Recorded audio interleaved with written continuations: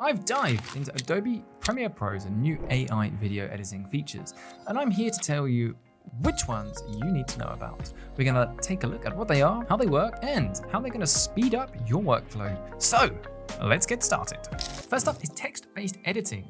What you can do is generate a transcript with AI and then edit the videos by manipulating the text. So you can simply highlight a piece of text, delete it, and it will cut the relevant part from the video. You can also search for moments using keywords and assemble videos swiftly in multiple languages.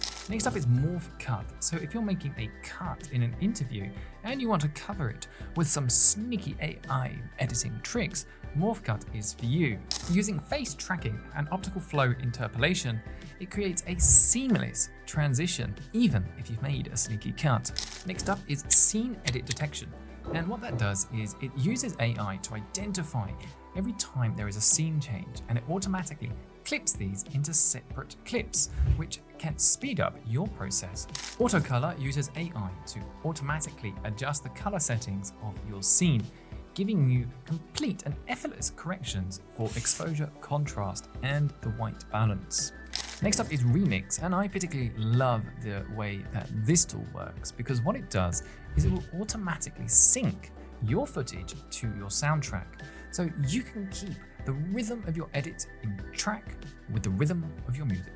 Auto-ducking uses AI to automatically notice when there is an important voice or noise in your video and make sure to lower the volume of the music so you can clearly hear what is being said. Reframe is a fantastic AI-powered tool that allows you to automatically frame your video based on the aspect ratio.